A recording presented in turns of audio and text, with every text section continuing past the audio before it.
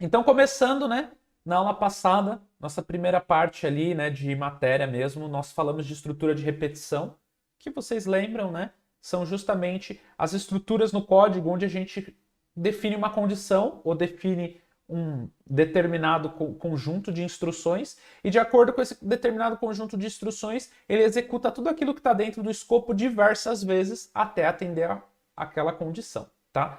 Começando, né, pela primeira e mais famosa, que é o for, né? O for no C Sharp, ele tem essa característica de ter 3 instruções, no Java também é assim, no JavaScript também é assim, então vocês viram isso bastante vezes. Só no Kotlin e no Python que é um pouquinho diferente, mas vocês viram que no final das contas é muito parecido. Então o for no C Sharp, ele tem 3 instruções, onde a primeira instrução define a variável de controle, né? Estou definindo uma variável que eu dei o nome de i, que poderia ser índice, indicador, qualquer coisa do tipo, contador, enfim, e atribuir o valor de 0. Então a primeira instrução de um for é sempre a declaração da variável. Depois, na segunda instrução, é feito efetivamente a condição. Então, enquanto essa nossa variável de controle for menor que 10, esse loop vai ser verdadeiro. Depois que ela for igual ou maior que 10, ela deixa de ser verdadeiro. E na terceira instrução, a gente faz o incremento ou decremento do nosso contador, da nossa variável, né? Então, caso, né, a gente define uma variável i aqui igual a 0, a gente quer que i seja menor que 10, e enquanto ela for menor que 10, a gente vai somando de 1 e 1. Então, o console.log vai sair o quê? Quando rodarmos esse for aqui vai sair 0, 1, 2, 3, 4, 5, 6, 7, 8 e 9. Show! É isso aí, Jorge Ney. Estamos na terceira parte de cada uma das matérias. Então, estamos entrando na terceira semana de programação. Temos mais uma, tá? E aí, na sequência, não que acaba a programação, mas aí entra a programação realmente na vida real, né? A gente vai começar a fazer o nosso projeto ali, né? O projeto que a gente vai desenvolver na Devaria 2021, tá? E vai ser bem legal. Lembrando que ele segue a mesma estrutura do que a gente fez até agora. São 4 linguagens diferentes no back-end, então vai continuar de segunda a quinta, cada uma delas fazendo o mesmo projeto, só que em linguagens separadas, tá? Seguindo então a nossa estrutura de repetição, a próxima é o while, né? O while ele só tem uma instrução, que é justamente a condição, né? E aí a gente tem que, caso queira fazer uma variável de controle, um incremento e um decremento, a gente precisa fazer isso fora do while, né? A gente precisa fazer isso dentro do escopo, né? Ou aqui do lado de fora declarar a variável. Por quê? Porque o while ele simplesmente atende uma condição booleana, verdadeiro ou falso. Enquanto for verdadeiro, loop. Virou falso, termina o loop. Simples assim. Então o while ele serve justamente para quando a gente quer fazer um loop que determinada condição booleana é importante, tá? Seguindo aqui, né? Como a gente faria o while, o resultado seria exatamente o mesmo, né? Do nosso loop aqui. Então, ó, começaria com 0, no segundo loop ia fazer o incremento, 1, 2, 3, 4, 5, 6, 7, 8, 9. Lembrando que isso aqui é responsabilidade do programador. No caso do for, é obrigatório. Então, o próprio compilador do C Sharp reclama se você não fizer assim. Já no caso do while, se você não fizer isso e isso, ele vai permitir. E aí você vai ter o famoso loop infinito. Por quê? Porque você esqueceu de fazer todas as checagens e tudo mais. O próximo estrutura que está aqui embaixo, né, é o do while. Muito parecido com o while. A única diferença, efetivamente, é que ele executa primeiro antes de checar. Então, ele vai fazer aqui, né?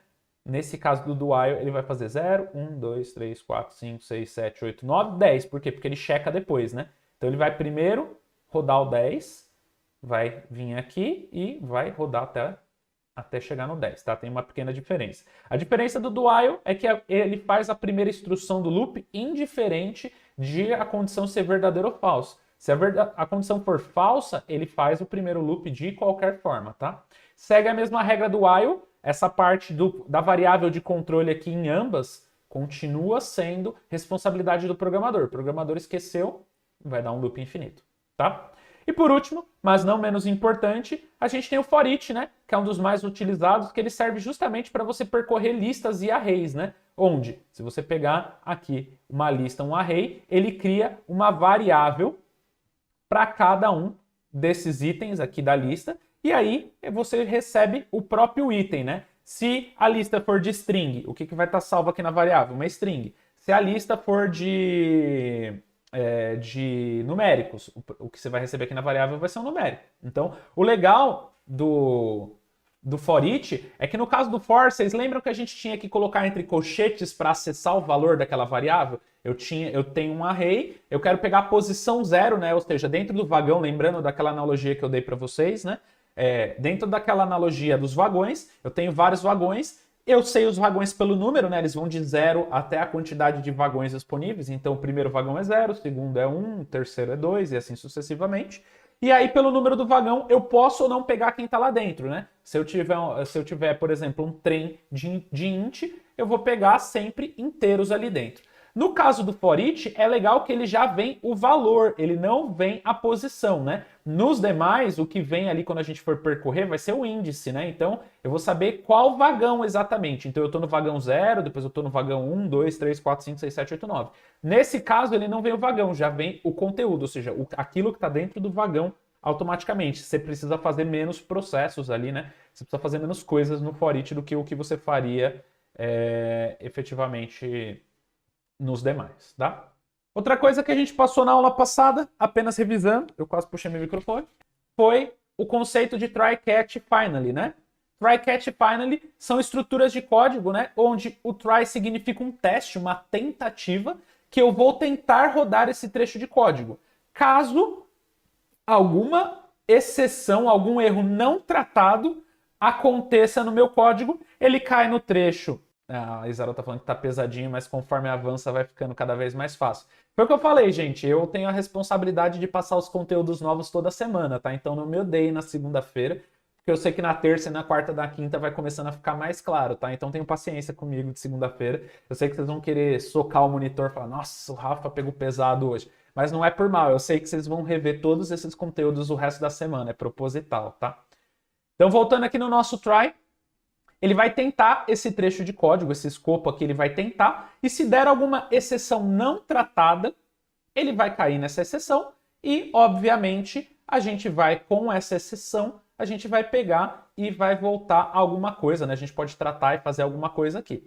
Além da tentativa e da captura, a gente tem o finalmente. O que o finalmente faz? Indiferente de ter dado sucesso ou ter dado erro, o finalmente sempre ocorre. Então, testei e deu certo. O que vai exibir aqui? Todos os inteiros lidos com sucesso. Beleza, caiu aqui no meu finally e ele mostrou a minha mensagem exatamente igual tá aqui.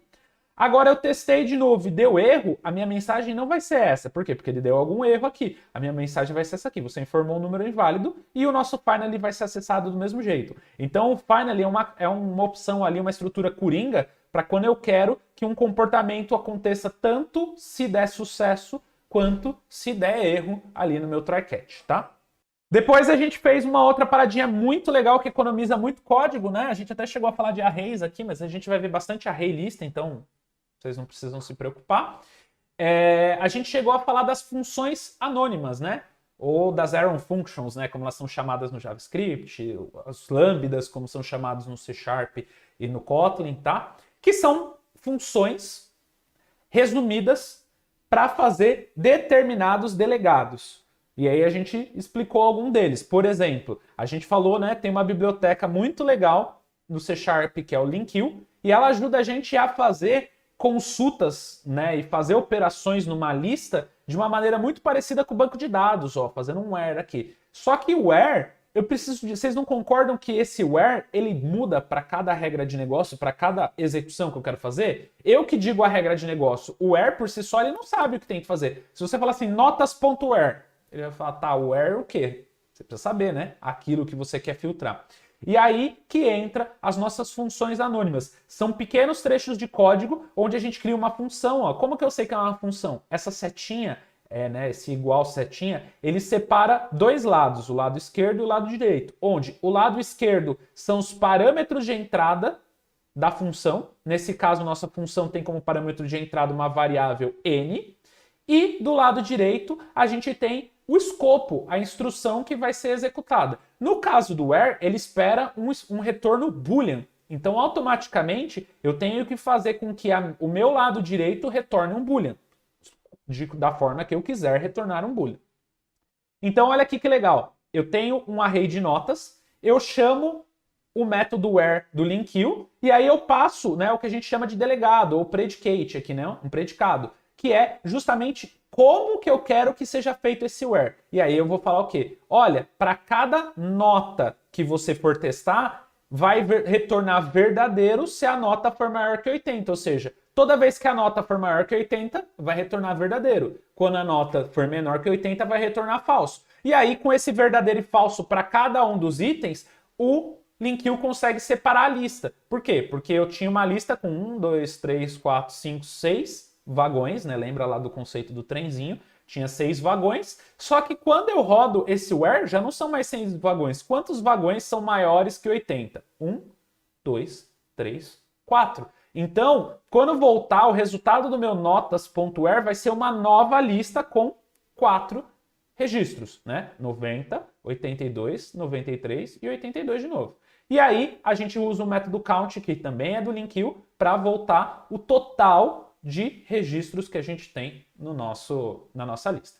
E aí, com isso, a gente conseguiu rodar uma função anônima aqui, né? Que, por sinal, é um pouquinho mais complexo, mas vocês vão começar a acostumar, a gente vai usar bastante isso lá na API e vai ficar bem claro para vocês, tá?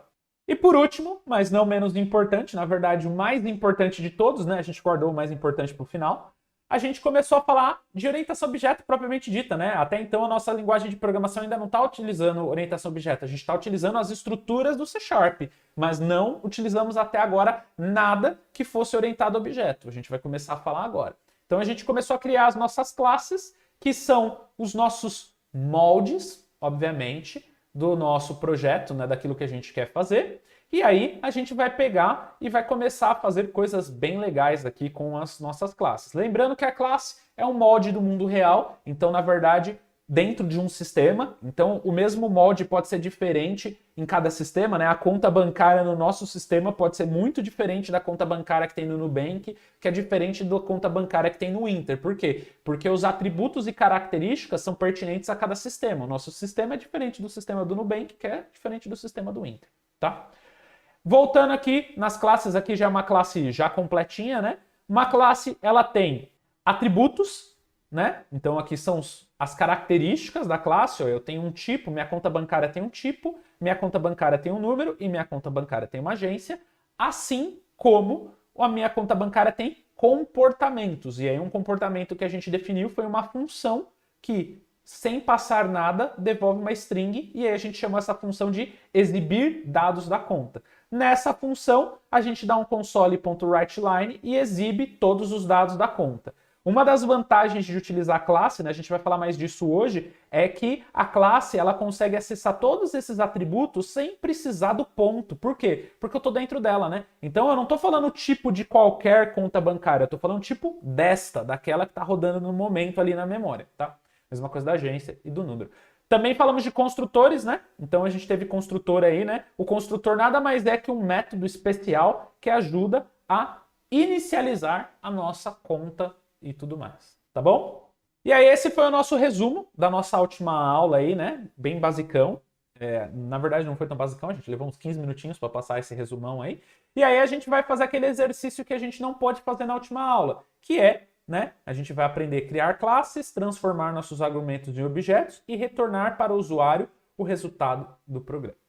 Legal!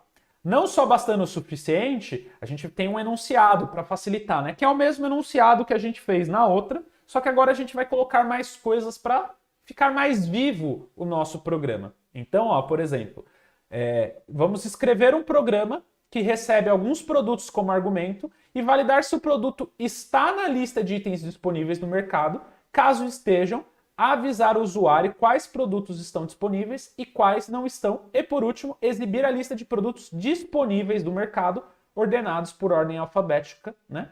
Para que o usuário possa pedir numa próxima vez. Ou seja, exatamente o mesmo desafio, só que agora a gente vai fazer com classe e vocês vão me ajudando.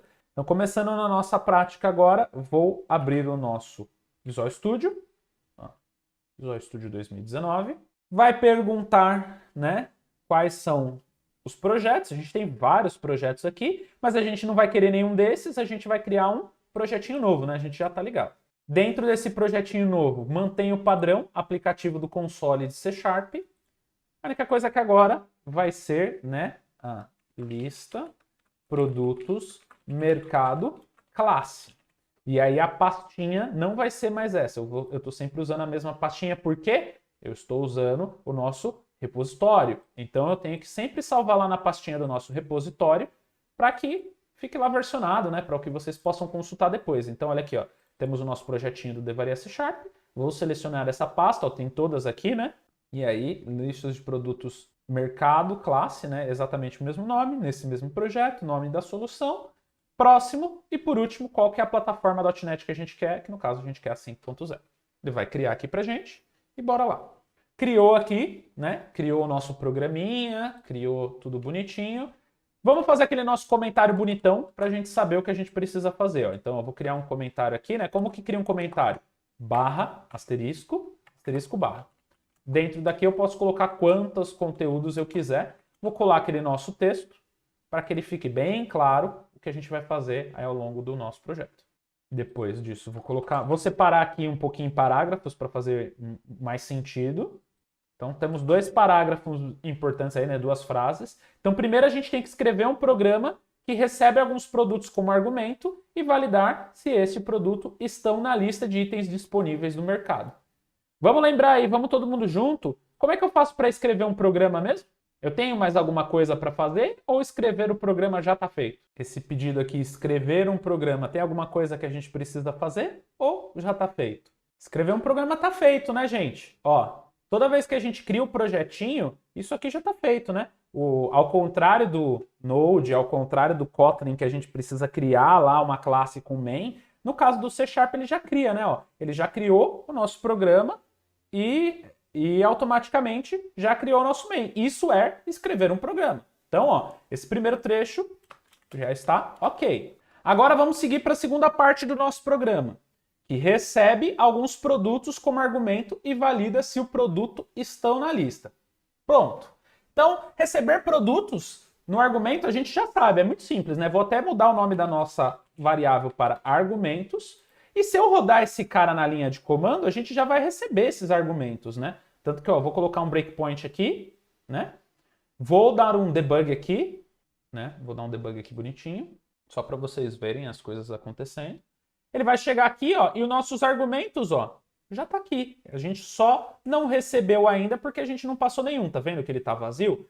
Se eu parar agora a aplicação e rodar a configuração desse cara, né? Se a gente vier aqui e rodar as configurações desse programinha, a gente vai conseguir passar os argumentos, normal. Ó, quer ver? Ó? Propriedade de depuração. E aí aqui, ó, nos argumentos, eu posso passar, por exemplo, pão, azeite, molho. Passei isso, e agora quando eu rodo o nosso programa, vocês vão perceber que, quando eu rodar ele de novo, agora nossos argumentos temos 3. Pão, azeite e molho. Então, automaticamente, a gente já tem todos eles aqui feitos. Então, vocês concordam que essa frase aqui, com essa parte da frase, que recebe alguns produtos como argumento, também já está feito, né? A gente não precisou fazer nada excepcional, né? O nosso main recebe os argumentos e a gente agora vai tratar todos eles, certo? Beleza. Lembrando que dá para a gente fazer via linha de comando, né? Eu até prefiro para facilitar a vida de vocês. Então, ó, eu vou abrir minha linha de comando aqui, vou dar um zoomzão aqui, para vocês poderem ver com calma. E aí eu vou acessar, né? Ó, vou acessar aquela nossa pastinha. Ela fica no C, projetos git, devaria aulas, devaria C#, lista de produtos disponíveis, aqui. Lista de produtos mercado classe. Dentro desse cara, se eu der um dir, vai ter a nossa solução. Se eu der .NET, né? Se eu der .NET Run, acho que é Run, né? É aqui mesmo? Não, na verdade é no próximo, né? É só .NET, né? .NET Test. Tem que entrar em mais um. Esqueci aqui, deu branco. Aqui. Boa. Então é .NET Run. Deixa eu limpar aqui, né? Deu um branquinho aqui de leve. Então, ó, eu entrei na pastinha e aí eu consigo rodar via linha de comando utilizando .NET Run e os parâmetros que eu quero. Então, por exemplo, eu quero pão, Coca-Cola e frios. funcionando, certo? E já está chegando lá nossos parâmetros e tudo mais, tá? Vou deixar agora então o nosso programa quietinho, agora que a gente já tem a nossa linha de comando rodando aqui bonitinho. Agora a gente vai seguindo os passos. Então, ó, o nosso próximo passo é que recebe alguns produtos como argumento. Isso aqui está feito, né? Ó. Se a gente for desdobrar, façam essa prática de sempre resolver os algoritmos dessa forma. Ó. Vão fazendo check em cada coisa que está sendo feita, que está acontecendo e tudo mais. Para a gente validar se os produtos estão na lista, a gente precisa criar uma lista. Ó, concordo. Só que aí vem um problema a mais. Além da gente criar os produtos da lista, agora a gente quer usar classes. Então agora, o que a gente vai fazer? A gente precisa criar a nossa classe, a nossa primeira classe. Então a gente vai entrar na nossa solução aqui. Tem todos os nossos programinhas, blá, blá, blá. A gente vai dar um botão direito aqui. Até agora a gente não precisou criar nenhum arquivo. Agora a gente vai começar a criar arquivos. A gente vai fazer isso com bastante frequência. Vou vir aqui no adicionar e a primeira coisa que eu vou adicionar vai ser uma pasta. Por quê? Porque eu quero uma pasta separada para as minhas classes. E aí eu vou chamar essa pasta de classes. Vou dar um Enter, vai criar minha pastinha de classe. E aí dentro dela eu vou dar outro botão direito, adicionar novo item. Quando eu der essa opção, ele vai abrir essa classe, ele vai abrir isso. Eu tenho uma série de arquivos aqui que eu posso colocar, certo? Ó, tenho vários tipos de arquivos aqui, né? Mas o que importa pra gente é um só, né? Deixa ele chegar ali, ó. A gente quer criar uma classe, certo? E aí, qual que vai ser a nossa classe? Qual que é o objeto do mundo real que a gente quer transformar no nosso sistema? Vamos ver quem responde primeiro. Dá sim, ô Jorginei. Não é a lista de compras, ó. Vamos ler o enunciado?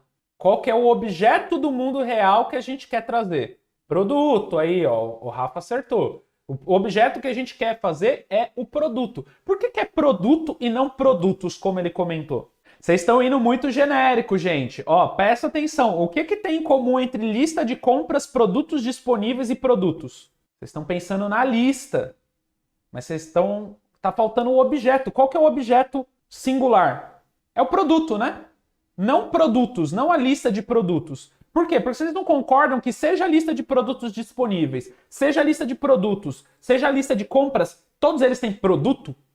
Vários produtos? Lembra que a lista nada mais é que um array, uma list. Só que ela pode ser uma lista de produtos. Ou seja, o objeto principal, a abstração principal que a gente quer no nosso projeto é o produto e não a lista. Porque a lista a gente já tem os arrays aqui para suportar a gente, né? A gente já chegou a ver um pouquinho dos arrays na última aula. Então, na verdade, vamos pensar que a classe ela sempre tem que trazer algo do mundo real. Algo do mundo real que funciona para a nossa solução abstraída. Se a gente quer vários produtos, nada mais justo que a gente crie uma classe que guarde um produto, né? Então, o nosso objeto aqui principal da nossa abstração, né, é o produto. Vou dar um Enter aqui e aí ele vai criar a nossa classe produto. Olha que legal.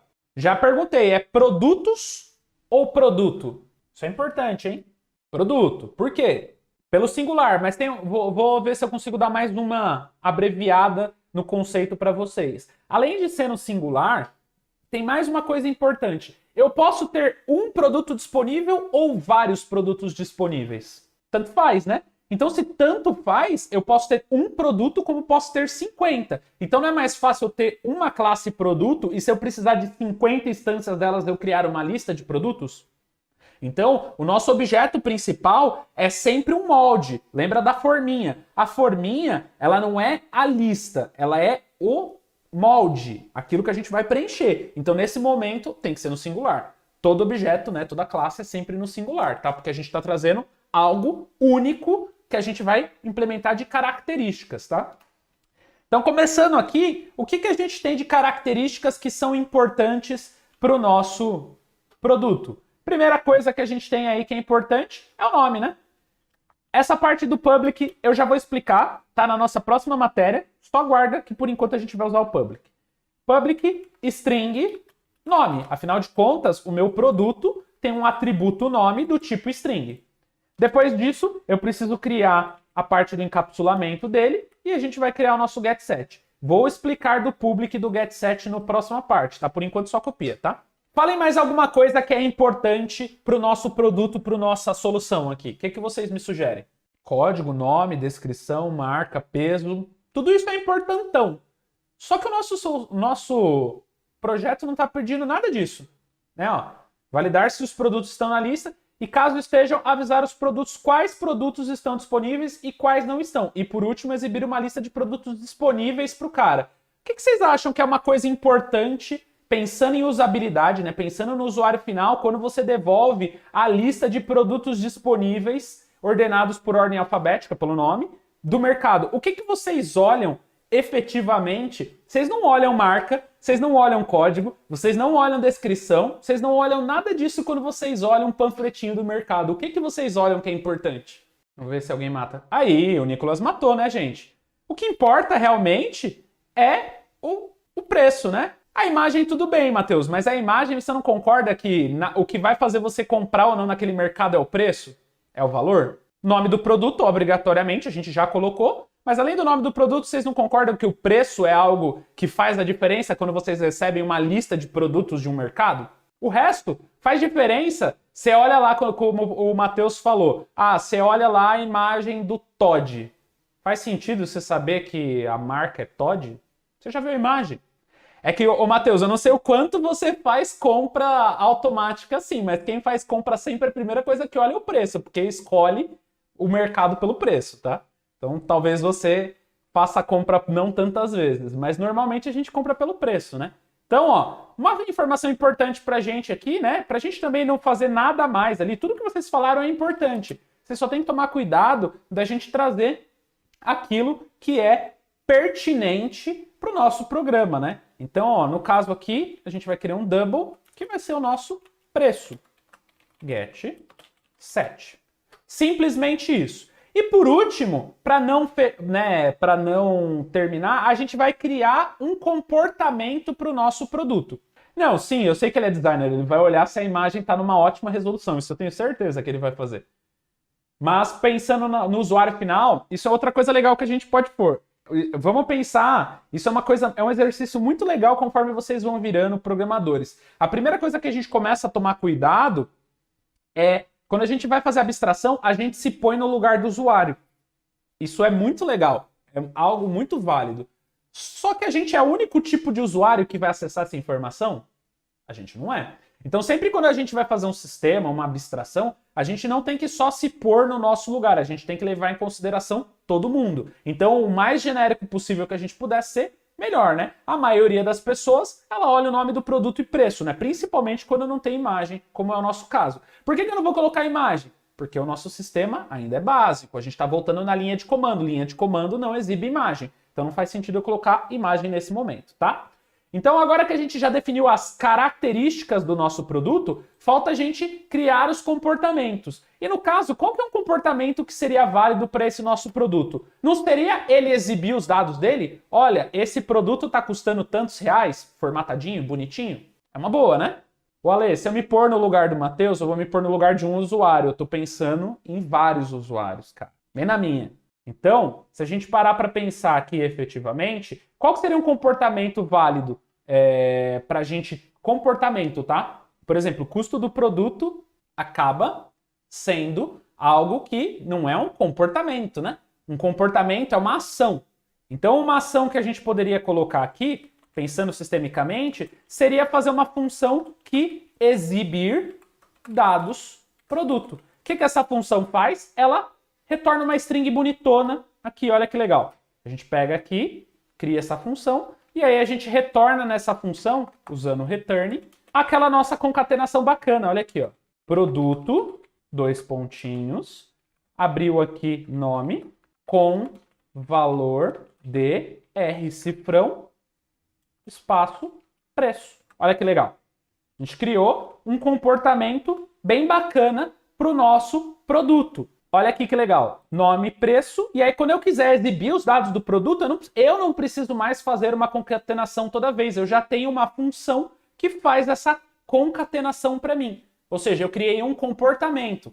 É difícil no começo entender a abstração de característica para comportamento. Comportamento é algo que acontece, característica é algo que é, certo? Então, eu tenho um nome, eu tenho um preço e eu exibo dados do produto. Tá vendo que são tempos verbais e tudo mais diferentes? Pronto, nossa classezinha de produto Está pronto. Todo mundo conseguiu copiar? Exatamente, Ale. Função dentro de uma classe se chama método da classe. Acho que todo mundo conseguiu copiar, né? Então, agora que a gente já fez a nossa classe produto, perceberam que não foi nada difícil? Outro detalhe legal aqui, né? Perceberam que ele criou o namespace automático. O C# ele vai fazendo aqui, né? Ó, se vocês prestarem atenção, o namespace do nosso programa está a lista de produtos mercado classe. E no caso das nossas classes, está a lista de produtos mercado.classes. Ou seja, quando eu quiser algo que está dentro da pasta classes, ele vai estar todo mundo dentro desse mesmo namespace, para que eu possa efetivamente puxar todos os arquivos que estão dentro desse diretório de uma única vez. Se eu criasse uma outra classe dentro dessa pasta, teria o mesmo namespace. Lembra que a função do namespace é agrupar os objetos, as classes, pelo mesmo namespace para que você possa trazer elas todas de uma vez, ao invés de você trazer uma por uma, tá? Agora que a gente já criou o nosso produto, basta a gente utilizar ele aqui, olha que legal. Primeira coisa que a gente vai fazer aqui, né, no nosso main, a gente vai criar os nossos produtos disponíveis. Só que agora a gente vai criar eles de uma maneira muito legal. Olha aqui, ó. A gente vai criar, como vocês falaram, uma lista. E aí quando você cria uma lista, a primeira coisa você tem que importar a lista. Ó, a lista ela não vem importada, né? Aquele ref ali em cima. Isso aqui não faz parte do código, tá, gente? Isso aqui é o próprio C#, o próprio Visual Studio, colocando algumas anotações para vocês, tá? Ele tá falando que essa classe nunca foi usada, e realmente a gente não colocou ela para nada, e que essas referências aqui, ó, uma referência e uma referência, é porque a gente tá usando aqui embaixo, ó, tá vendo? Ele mostra, sem vocês fazerem nada, isso é automático, vocês não conseguem nem selecionar isso daqui. Ele mostra quantas vezes esse atributo está sendo usado, quantas vezes esse atributo e quantas vezes essa classe está sendo usada, tá?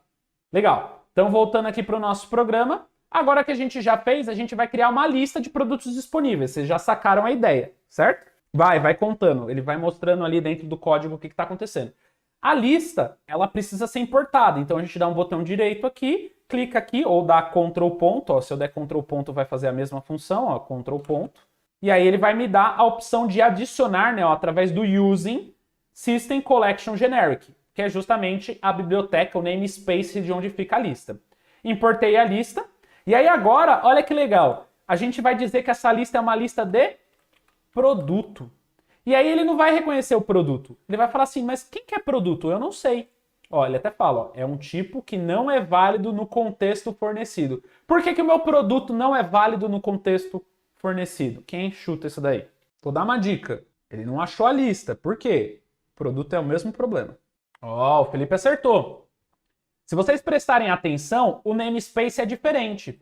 Se o namespace é diferente, eu não consigo acessar direto o produto dentro do programa. Eu preciso fazer o quê? Importar. Então eu venho aqui, eu vou até fazer na mão para vocês verem. Eu vou importar aqui na mão. Ó, eu dou um using e falo que eu quero importar tudo que está na lista de produtos do mercado aqui, que é o nosso namespace, ponto classes. E aí a hora que eu faço isso e dou um ponto e vírgula, volto lá embaixo, nosso produto agora já virou uma classe verdinha. Tá vendo? Então, isso é uma coisa legal para você já ir anotando, né? Sempre quando a gente estiver no C#, ele só enxerga aquilo que está no mesmo namespace. O namespace não é o mesmo dos dois, ó, tá vendo? Um tem ponto classes e esse não tem. Então precisa ser importado. Então agora a gente importou, criou a nossa lista, e aí agora a gente vai fazer efetivamente os nossos produtos. Produtos disponíveis. Igual new, certo? Toda vez que eu quero instanciar um objeto, agora vocês vão ver bastante o new, porque agora a gente está usando bastante objeto, a gente vai instanciar uma nova lista de produtos e nesse momento a nossa lista de produtos está vazia. O que a gente vai fazer agora? A gente vai começar a adicionar os nossos produtos disponíveis na nossa lista. Como que a gente faz isso? A gente vai digitar produtos disponíveis, ponto, add. Essa função add é a que adiciona na lista. Lembram da diferença de array e lista? Qual que é a diferença principal entre elas? No array, os trenzinhos são, e na lista os trenzinhos são. Vamos ver quem responde.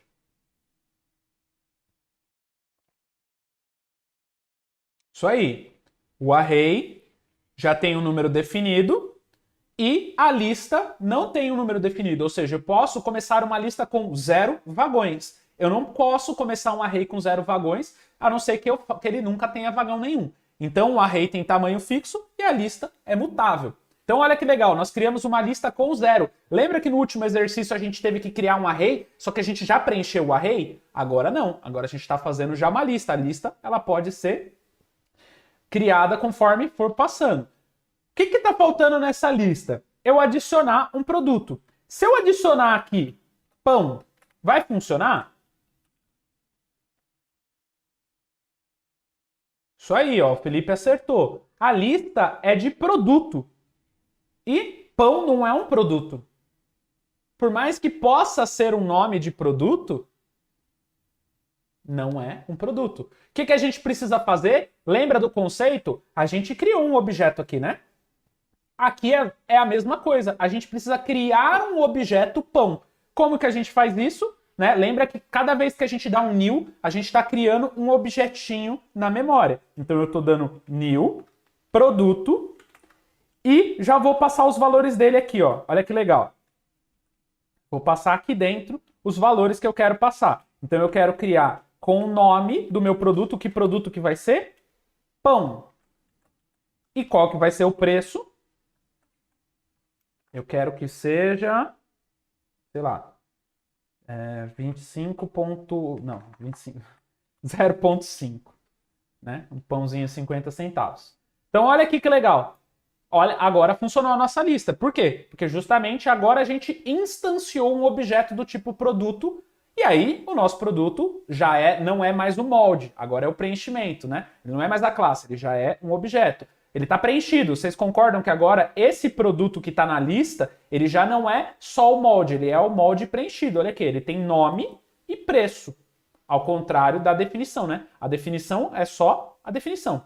Ó, já até usei aqui para mostrar para vocês. Olha que legal. Ele mostra aqui os números aumentando, né? Ó. Legal? Agora, gente, para facilitar a nossa vida, eu vou copiar essa linha inteira e a gente vai fazer isso aqui várias vezes, ó.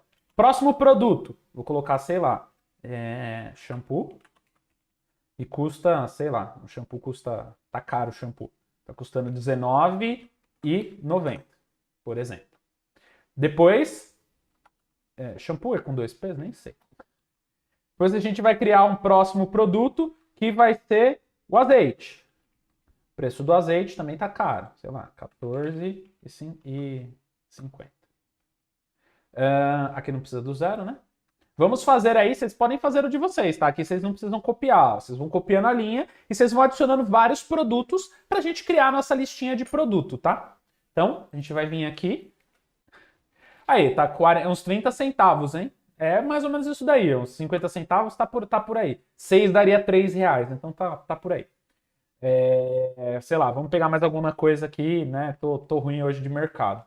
Sei lá, vamos pegar refrigerante. Refrigerante tá custando, sei lá, R$6. 6,25. Chutando números aqui. Então agora a gente criou uma pequena lista, tá? Não vou entrar muito aqui. Deixa eu entender a pergunta. Se nesse passo fosse instanciado um atributo diferente. Sim, ó. Se eu colocar aqui teste, ele dá erro. Ó. Tá vendo? Por quê? Porque ó, ele fala, ó, produto não contém uma definição para teste. Ele só aceita os atributos que a gente definiu na classe. Por isso que é o molde. Eu não posso preencher um molde com algo diferente do que ele foi definido. Então, se eu definir que o molde tem nome e preço, eu só posso preencher o meu produto com nome e preço. Certo? Então, ó, voltei aqui. Vou criar mais um só pra gente fechar. E agora eu vou colocar, sei lá, vou colocar a comida, né? Porque eu tô colocando um monte de coisa, menos comida. Vou colocar, sei lá, molho não, vou colocar queijo. Pronto.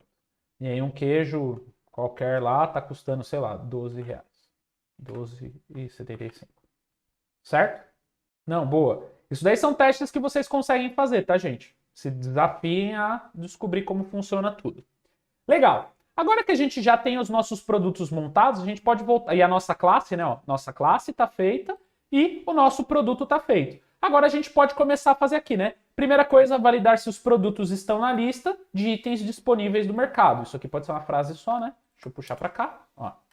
E aí, vamos fazer isso aqui. Como que a gente faz isso aqui? A primeira coisa, tá faltando aquela validação básica se os argumentos length igual a 0. Ou seja, se o cara não forneceu argumento nenhum, a gente já pode dar no nosso console ali, né? console.writeLine. O nosso, você não passou os produtos que deseja comprar. Legal, bacana. Não bastando o total, a gente tem que dar um return para concluir o nosso algoritmo, tá? Tá bom, vou colocar carne só para vocês ficarem bem felizes com o quilo da carne, tá? Não vou chutar o balde, que eu sei que tem algumas coisas assim, tá? Então, R$ 62,80 o quilo da carne, bem caro, pra gente ficar bem feliz. Gabriel Lubo perguntou, Rafa, esse molde também pode ser usado com dados que importamos do banco de dados SQL. Na verdade, essa é a ideia. Aqui, vocês pegaram um dos gaps mais importantes. A classe, ela tem um match, né? Ela tem um vínculo muito forte com a linha da tabela. Então, geralmente, os atributos da classe vão ser o quê? As colunas da tabela. E aí, você vai, em vez de puxar a lista de produtos que a gente está fazendo na mão, você vai puxar a lista de produtos que está vindo lá da tabela. Então, por exemplo, ele vai pegar do primeira linha da tabela. A primeira linha é pão e o preço está 0,05. Ele vai puxar isso e transformar isso em um objeto na memória. É exatamente isso que a gente faz em todos os sistemas, tá? A gente vai pegar e criar uma classe que tenha um vínculo, né? A gente chama isso de entidade ou de modelo, que ela tenha uma alta aderência com o que está no banco, justamente para você preencher tudo aquilo que está no banco com o objeto. Por isso, e aí vem uma ideia legal, se vocês prestarem atenção, a tabela lá provavelmente vai ser TB produtos. Por quê? Porque é uma lista de produtos. Quando a gente pega linha a linha, ela vira um produto, por isso que a classe tem que ser no singular, tá?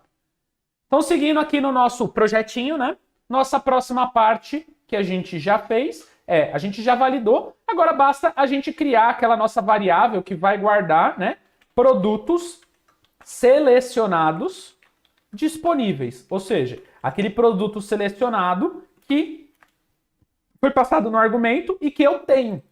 E a gente já viu como fazer isso, né? Como que a gente faz isso? A gente parte do argumento, né?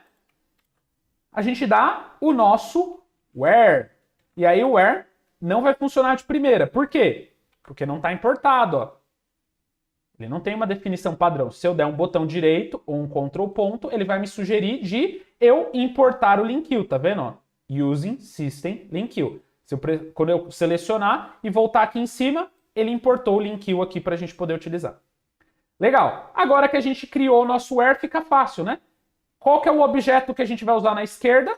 Argumento, ou seja, para cada argumento eu vou fazer uma instrução booleana que me devolva uma nova lista.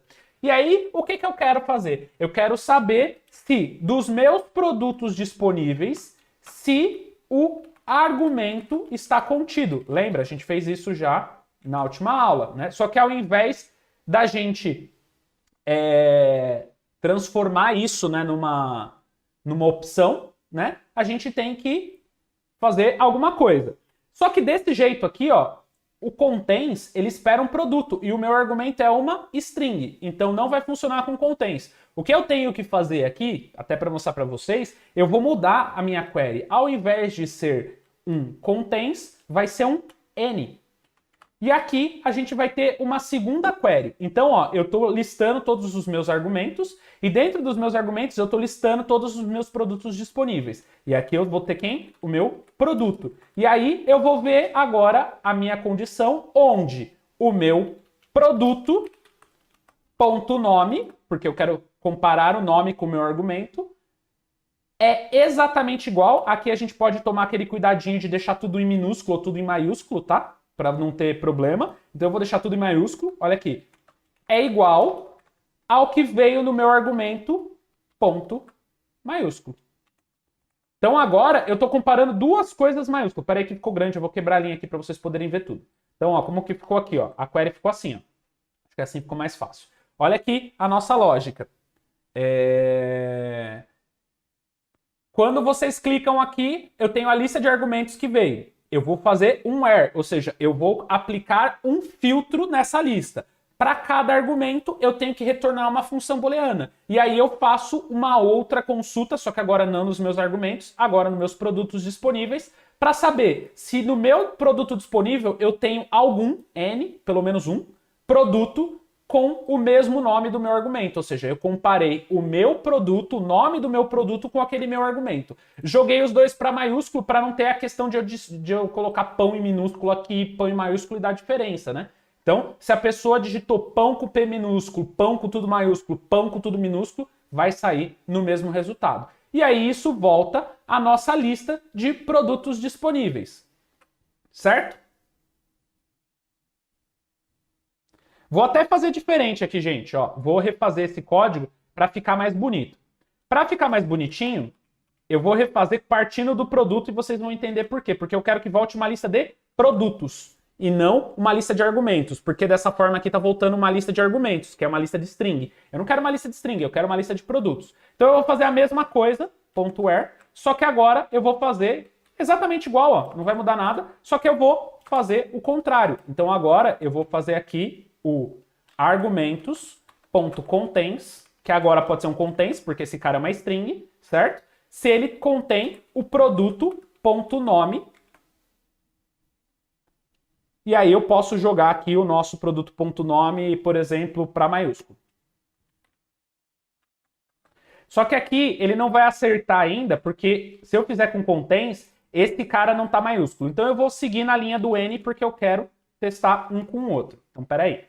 Vou acertar aqui, é exatamente a mesma linha que está embaixo, eu só inverti a ordem dos testes. Então, ó, eu vou testar se o meu argumento, ó, posso até pegar aqui, não, exatamente igual que estava aqui embaixo. Ó. E aí, continua igual, só que agora, ao invés de ele me retornar uma lista de strings, agora ele está me voltando uma lista de produtos. E isso é bem legal, vocês vão entender por quê. Porque eu quero mostrar o produto bonitinho, com aquele método que a gente fez lá, né? Então agora, só para fechar essa parte aqui do código, eu vou exibir isso. Então eu vou pegar os nossos produtos selecionados disponíveis e vou dar agora um for each aqui, né? Ó. Posso dar aquele for each aqui. Ele não vai deixar, porque eu preciso importar mais alguma coisinha. Opa, ele não deixa. Não tem o for each. Então eu vou fazer o for each normal aqui, ó. Vou fazer aquele for each que a gente já está acostumado. Var produto em produtos disponíveis. Então eu vou fazer esse for each e para cada produto disponível, olha o que eu vou fazer. Olha que legal. Writeline. Este produto nós temos. E agora, ao invés de eu ter que escrever o nome e o valor aqui, que nem a gente já fez, agora eu vou usar a nossa função. Olha aqui, produto.exibir dados do produto. E isso aqui vai já exibir todos os dados do nosso produto bonitinho. Olha aqui, vou salvar, vou deixar vocês copiarem e a gente já testa. Então, ó, recapitulando, a gente já fez essa nossa segunda parte aqui, ó, validar se os produtos estão na lista de itens disponíveis do mercado. A gente já fez, mas eu vou recapitular aqui para vocês entenderem. Então, ó, primeira coisa, que não tem a ver, na verdade, com essa resolução, mas e sim com começar o nosso programa, a gente criou a nossa lista de produtos, ó. Esses são todos os produtos que o nosso sistema tem no momento, tá? Obviamente que depois, quando vocês estiverem mais acostumados, isso vai vir do banco de dados e não da nossa memória, né? Aqui eu estou criando os dados na memória. Quando a gente tiver um sistema produtivo, isso vai vir do banco de dados, tá? Depois a gente faz aquela validação basicona. Se o cara não preencheu nada, obviamente você vai falar, cara, você não me passou o produto que você quer comprar, você vai comprar o quê? E aí vem a nossa lógica aqui, né? A gente criou uma variável para guardar os produtos selecionados disponíveis. Por que selecionado? Porque são os produtos que a pessoa quer e que eu tenho, certo? Os produtos disponíveis eu já tenho, só que eu quero dos produtos disponíveis quais que o nosso usuário selecionou. E aí a gente usou o link aqui, né, 2 vezes, né? Precisou fazer o link para a gente fazer uma maneira bem inteligente de resolver o problema, que é o quê? Eu pego todos os produtos disponíveis, faço um filtro neles e para cada produto eu vejo se o argumento, né, cada argumento, porque eu estou dando um N, se eles checam a mesma coisa, ou seja, se o argumento que foi passado em maiúsculo é igual a algum produto.nome. Ele vai fazer esse check várias vezes. Então, se eu tenho 1, 2, 3, 4, 5, 6, quantas vezes esse where vai rodar? 6 vezes.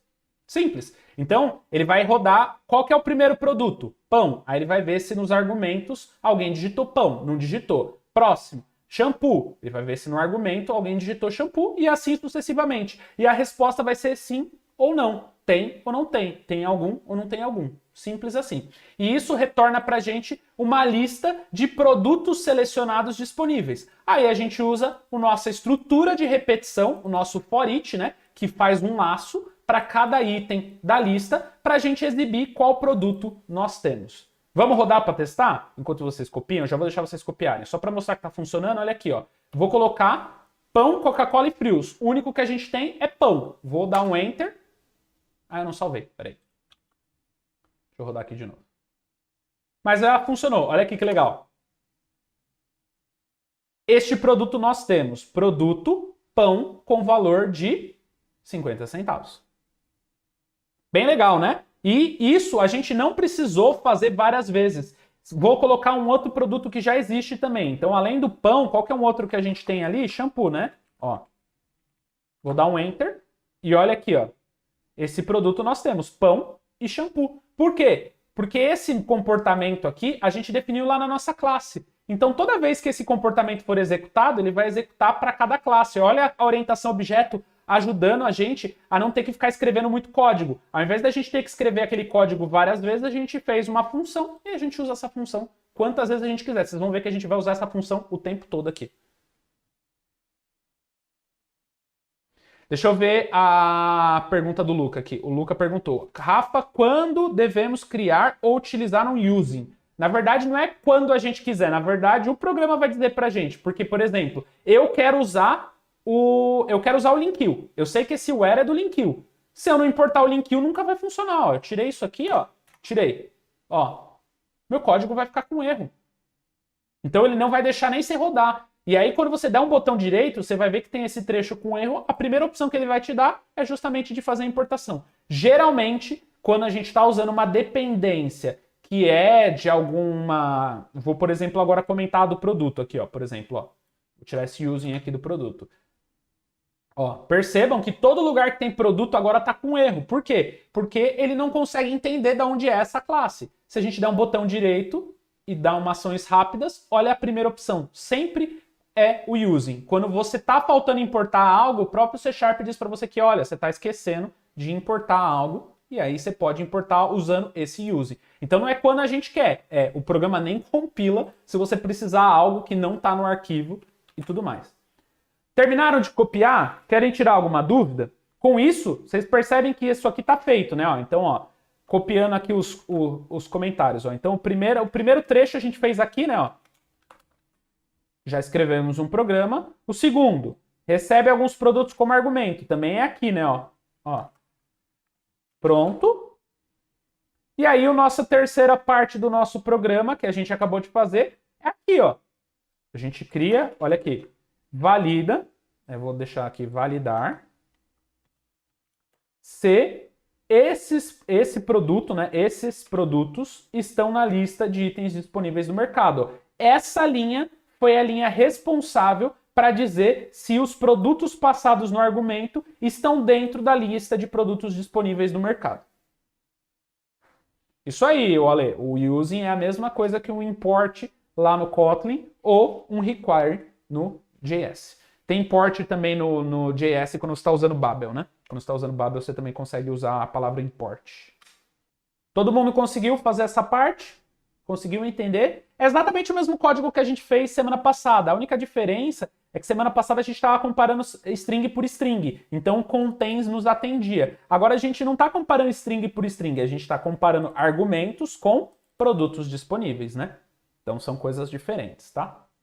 Produto e string são duas classes completamente diferentes. Então, o contains nunca vai funcionar, porque o contains ele compara o mesmo tipo de objeto. Se eu dou um contains numa lista de objetos, eu procuro, obviamente, por um produto. Eu tenho que colocar um produto. E se eu só colocar o nome, vamos fazer um teste de mesa junto aqui enquanto vocês estão digitando. Se eu crio um produto só com o nome pão que veio do meu argumento, ele vai ser igual a esse aqui? O que vocês acham? Ó. Se eu faço isso aqui, ó, vou dar um exemplo aqui, ó. Se eu pegar cada argumento e der um new produto, passando só o nome, argumento. Se eu fizer isso aqui, vai ser igual isso aqui? O que vocês acham? O Felipe já sacou ali, né? Não vai ser igual, né? Porque os objetos na memória são diferentes. Olha aqui, ó. Esse objeto, por mais que eles sejam iguais no nome, eles são diferentes no preço. Então, por isso que eu não transformei o nosso argumento num objeto, tá? Eu mantive ele numa string e aí eu comparei a string do nome com o argumento. E aí, sim, atendemos o nosso projeto. Todo mundo conseguiu copiar? Todo mundo conseguiu entender? Vamos fazer a nossa próxima parte. A gente ainda tem, ó, isso aqui tudo para fazer.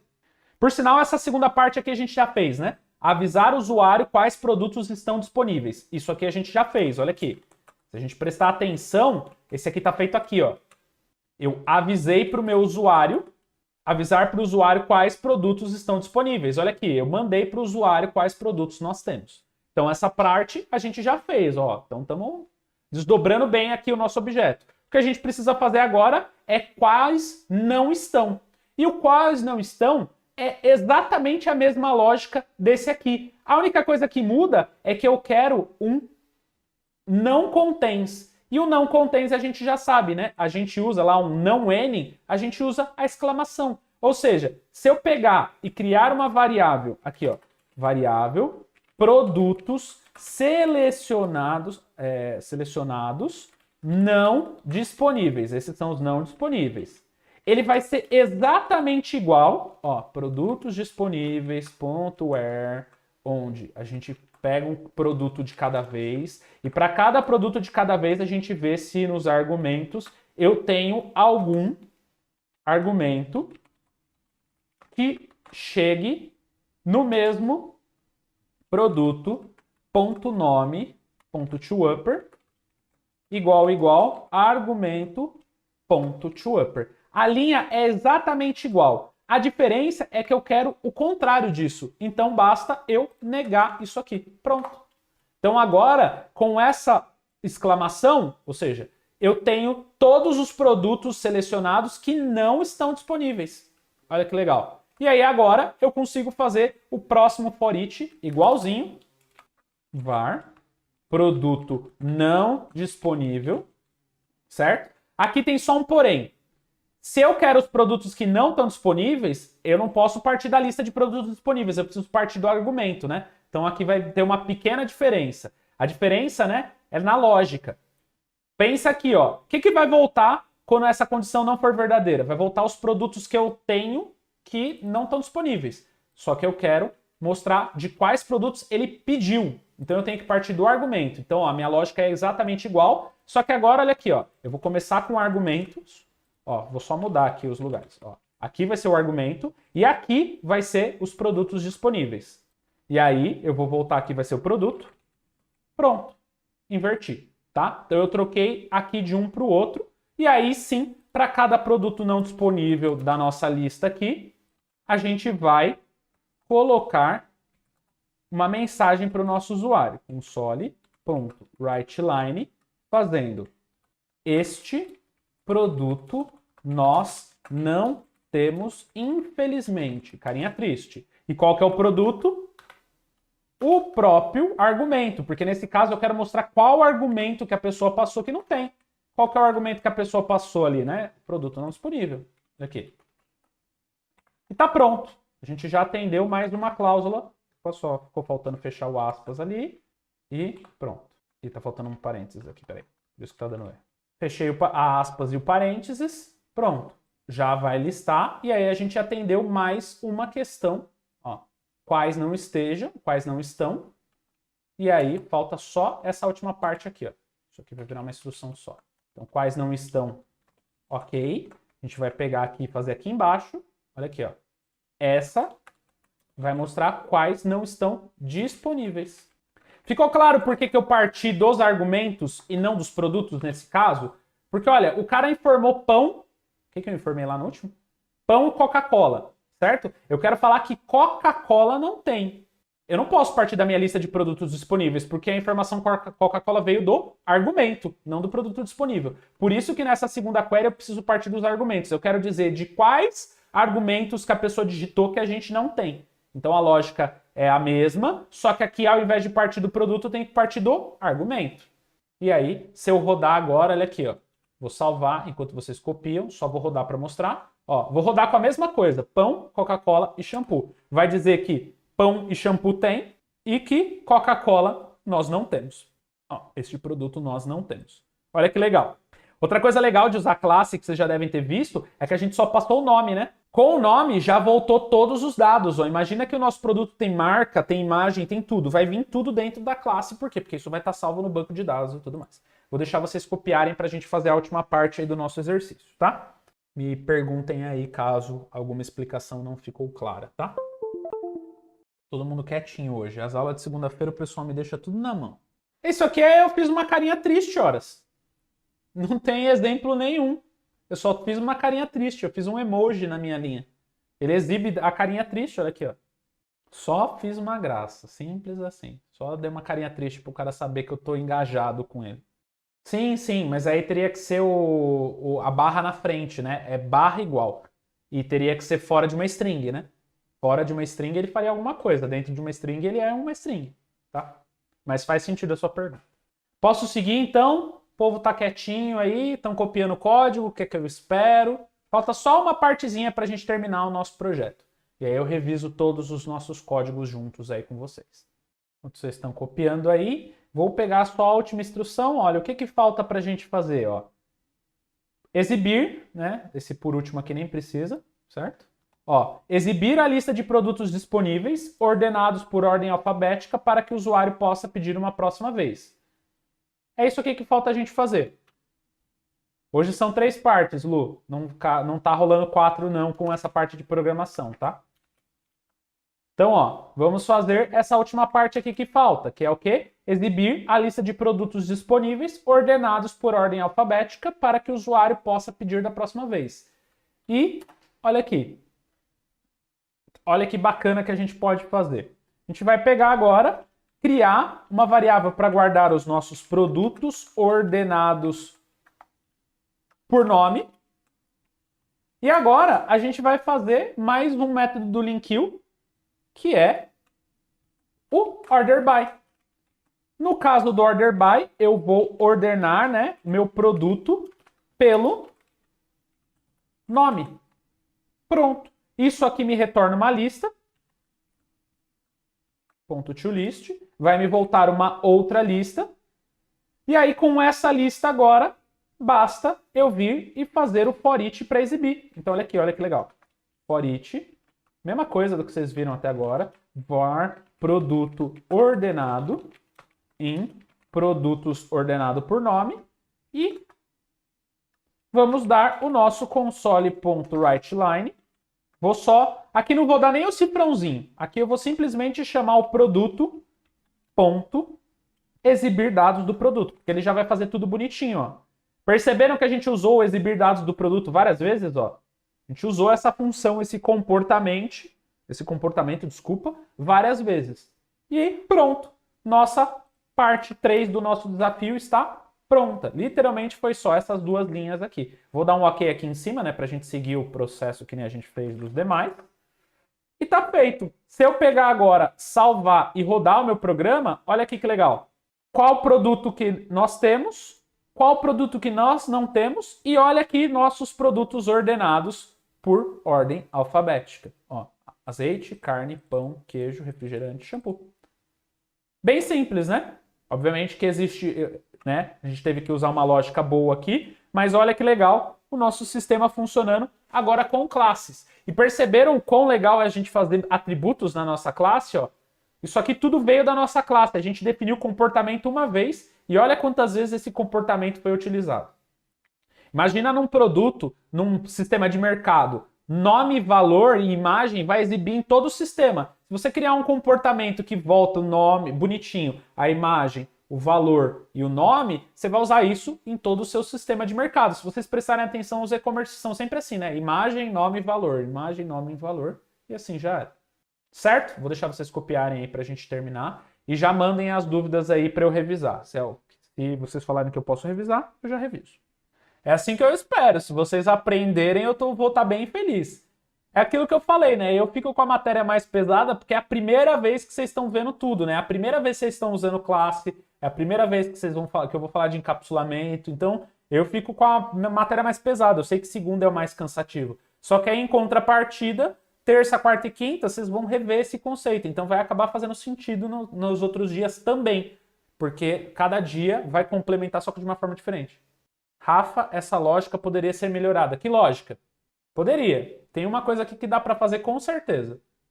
E aí, tô esperando alguém me dizer se está copiando, se está querendo tirar alguma dúvida. Thiago explicar que lógica que poderia ser melhorada. Tem vários pontos de melhoria que poderiam ser feitos aqui, tá, gente? Eu tô fazendo o mais simples possível. Exemplo, colocar as condições para diminuir o código. Colocar as condições para diminuir o código. Não entendi. Tá bem resumidinho aqui. O que a gente poderia otimizar mais aí? Na verdade, o que eu acho que daria para a gente melhorar na lógica são questões de negócio. Mas eu não quis ir muito longe aqui. Até para não bugar mais a cabeça de vocês. Por exemplo, se fosse resolver esse problema, eu não exibiria nessa lista aqui o que o cara já selecionou aqui em cima. O cara já selecionou põe o shampoo. Então eu não exibiria nessa lista põe o shampoo. Não faz sentido para mim, tá? Mas isso não vou fazer para não complicar. Mas vocês poderiam fazer um filtro aqui para só exibir os produtos disponíveis que não tem. Agora, colocar as condições para diminuir o código eu não entendi. Exatamente, ficaria mais complexo, mas a ideia aqui é vocês entenderem e atingir o objetivo. Vocês perceberam que ele não pediu para a gente não exibir nessa lista de produtos disponíveis o que a pessoa já nos selecionou? Não disse. Então a gente atendeu o requisito. Só que a gente, como programador mais experiente, a gente já sabe que isso vai vir na sequência lá no pedido do usuário. Então eu já tiraria. Mas ficaria mais complexo para vocês entenderem. Por isso que eu quis mostrar o order by sem eu fazer nenhum filtro antes disso, tá? Mas eu poderia fazer um where antes do order by para trazer a lista só de produtos que o cara não selecionou. Vamos lá, gente? Então, vocês estão falando um pouquinho aí, eu sei que demora um pouco para chegar, o Thiago não explicou ali o que eu poderia melhorar na lógica. Vamos fazer uma revisão? Então, ó, seguindo aqui o nosso roadmap, a gente tinha que escrever um programa que recebe alguns produtos como argumento, valida se os produtos estão na lista de itens disponíveis no mercado, caso estejam, avisar o usuário quais produtos estão disponíveis, né? Que poderia ser numa linha só. E caso não estejam, também exibir quais não tem disponível. E por último, exibir a lista de produtos ordenados por ordem alfabética para que a pessoa possa saber o que ela pode comprar. Então, primeira coisa, como que a gente cria um programa e recebe produtos como argumento? A partir do momento que a gente cria um projeto novo, ele já cria um main, e os nossos argumentos vêm através desse array de string aqui no nosso main, que são os nossos argumentos. Por que eu não estou lendo do nosso console? Porque nesse caso, com lista, fica muito mais fácil a gente já digitar tudo de uma vez do que a gente digitar um por um ali, né?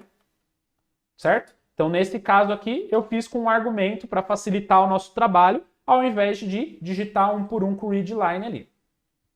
Depois, a gente pega, cria, né? Na verdade, a gente criou o nosso molde.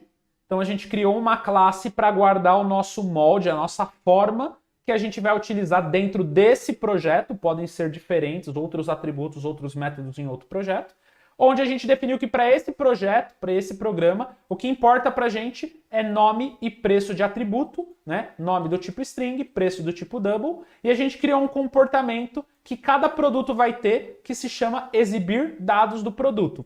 Esse comportamento volta uma concatenação do nome e do valor numa string bonitinha. Olha aqui, ó, produto, 2 pontos, né? Aqui esse 2 pontos está estranho, poderia ser assim, com o valor de, pum, valor. Criamos então o nosso molde, ou seja, todas as nossas classes têm essa forma. Agora a gente vai começar a usar daqui para frente. Então, como que a gente usou? Primeira coisa, a gente criou uma lista de produtos, né? Ao invés da gente criar um array, que é algo finito, que você já precisa passar tudo no começo, eu criei uma lista que eu posso ir adicionando um por um. Pensando num banco de dados, a lista é muito mais maleável do que um array, porque, por exemplo, eu crio um array com tudo aquilo que veio no banco, e aí eu não consigo adicionar algo novo, eu teria que criar um outro array. No caso da lista, eu consigo criar uma lista vazia e puxando dado a dado do banco de dados e salvando ali na memória só os dados que eu quero. Depois, na sequência, a gente usou o método add da lista para adicionar na nossa lista os produtos que a gente quer. E aí a gente criou a instância, né, através do new. Quando a gente dá new produto, a gente está fazendo um objeto da nossa classe. A gente criou um objeto do nosso produto preenchendo os seus valores, ou seja, preenchendo o molde. A gente preencheu com pão e 50 centavos, depois shampoo, e a gente fez isso quantas vezes a gente quiser. Eu posso ter quantos produtos eu quiser. Depois, por último, né, isso não estava escrito, mas é uma boa prática, quando a pessoa não informa nada, a gente já fala para a pessoa que ela não, como que você quer comprar algo que você não passou o que você quer comprar. Então, a gente passou para ela ali uma pequena validação onde, se aquilo que veio nos argumentos for do tamanho, né, um array de string, o array de string tem um tamanho, o tamanho se for igual a 0, ou seja, você não passou nada, você passou um trem vazio, eu já paro o meu programa e falo, opa, você não passou nenhum produto que você deseja comprar. Depois, na sequência, a gente fez a nossa próxima validação, que é validar se os produtos na lista, né, estão disponíveis no mercado, né? Ou seja, se os produtos do argumento estão na lista de, aqui, né, os produtos do argumento, só para ficar claro para vocês, os produtos dos argumentos estão na lista de itens disponíveis no mercado. Como que a gente fez isso? Primeiro a gente pegou uma variável para guardar o resultado, ou seja, eu quero guardar os produtos selecionados disponíveis, ou seja, aqueles que eu quero comprar e que tem na minha lista. E aí eu peguei e eu percorri a minha lista através da função where do LINQ, onde ela faz um filtro na minha lista, e para cada produto eu tenho que retornar um boolean, true ou falso. E aí, na boolean, eu faço uma instrução que percorre os meus argumentos e também verifica se eu tenho algum argumento válido, né? O N, ele volta se tem algum, né? N algum, where, onde. São funções diferentes. Para cada argumento, ele compara se o produto, o nome do produto, né? Porque o produto é um objeto, ele tem várias coisas, não só, né, o nome. E aí eu acesso o atributo nome, jogo ele para maiúsculo e comparo se o argumento é igual. Então, peguei o meu argumento, imagina que eu tenho, vou mostrar isso aqui para vocês num teste de mesa, tá? Imagina que eu tenho 2 produtos e 3 argumentos. Olha o que ele vai fazer. Vai entrar no where, produto 1. Ele vai guardar o produto 1 e aí ele vai ver que tem 3 argumentos. Ele vai fazer assim, argumento 0, né, argumento 1. Produto 1 é igual a argumento 1? É. O meu N volta true. Depois, os meus argumentos acabou? Não, eu ainda tenho mais 2. Produto 1 é igual a argumento 2? Não é. Então já volta falso. Produto 1 é igual a argumento 3? Não é. Volta falso. Então, ele voltou true porque tem pelo menos 1. Aí ele vai para o produto 2. Produto 2. Argumentos. Argumento 1 é igual ao produto 1? Argumento 2. Aliás, argumento 1 é igual ao produto 2? Desculpa. Não é. Então volta falso. Depois de novo. Argumento 2 é igual ao produto 2? É. Volta true. Então ele vai voltar true nas duas condições e aí ele vai voltar os 2 produtos disponíveis aqui. Juntou, fez essa lógica bonitona, validou se esses produtos do argumento estão na lista de itens disponíveis no mercado, a gente avisa o usuário quais produtos estão disponíveis. Uma simples estrutura de repetição. Para cada produto disponível na lista, a gente vai exibir um console.writeLine para cada produto disponível. Show de bola! Atendemos mais 2 questões. Quais produtos não estão disponíveis? A lógica é exatamente a mesma, só que tem que partir dos argumentos. Por quê? Porque os argumentos é o que eu quero dizer que não tem disponível. Não são os produtos disponíveis, né? Eu quero dizer quais dos argumentos que o usuário pediu que não tem disponível. E aí eu parto do argumento e a lógica é exatamente a mesma. Eu percorro todos os produtos e vejo se algum produto tem o mesmo nome do argumento. Se tiver, eu nego. Para quê? Porque eu quero voltar aos que não estão disponíveis. Lembra que a exclamação serve para você colocar um não. Então, a pergunta aqui é, eu tenho algum produto disponível com esse argumento? Se eu coloco não na frente eu não tenho algum produto disponível com esse argumento? Se eu não tiver, aí ele volta no meu argumento aqui a lista de produtos selecionados não disponíveis. A gente percorre e exibe esses produtos não disponíveis. Então, botei a carinha triste aqui, né? Falando, opa, esse aqui eu não tenho.